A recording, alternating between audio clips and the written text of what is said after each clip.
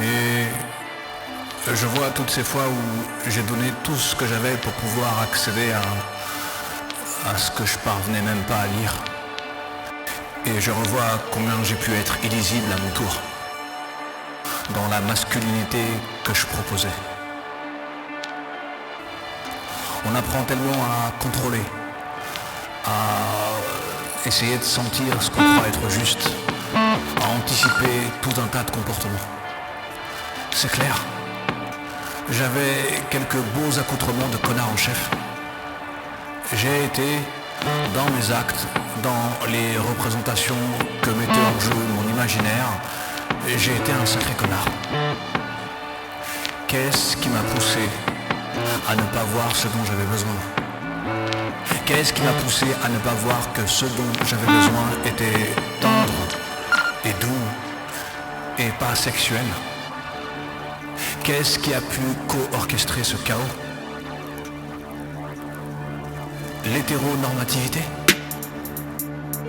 Non, non, je ne me dédouane pas. Mes propres mécanismes, je mets à plat. J'interroge tout ce qui est nécessaire avec mon œil récemment ouvert. Et je regarde et puis je vois celui que j'étais, que j'ai été. Il me touche mais je ne le hais pas. Je le regarde et je le vois. Il me touche tellement dans ses errances. Ses errances étaient tellement bruyantes. J'ai dû faire le lien entre le fait d'avoir aussi souvent sexualisé mes relations, sexualisé mes échanges, et le fait d'avoir été hypersexualisé dans l'enfance. Et je creuse et je me demande pourquoi tous ces rapprochements intimes n'étaient qu'avec des femmes. Et je creuse et je me demande, et je creuse et je me demande pourquoi n'était-ce qu'avec des femmes? Pourquoi mes relations aux hommes, malgré toutes les connivences et malgré les atomes crochus, semblaient totalement dépourvus de ce que j'identifiais alors comme étant du désir? Je crois que mes anciennes blessures m'ont fait finalement intégrer la sursexualisation de chacune de mes interactions sociales avec les femmes.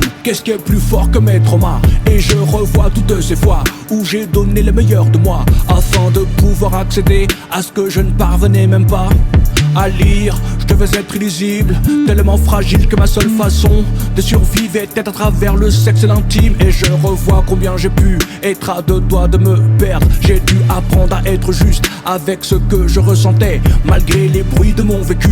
Au plus profond de mes affects, la masculinité que je proposais semait illusion et confusion. Pour moi et celle que j'approchais, pour moi et ceux que j'approchais, pour moi et celle qui m'approchait, pour moi et ceux qui m'approchaient.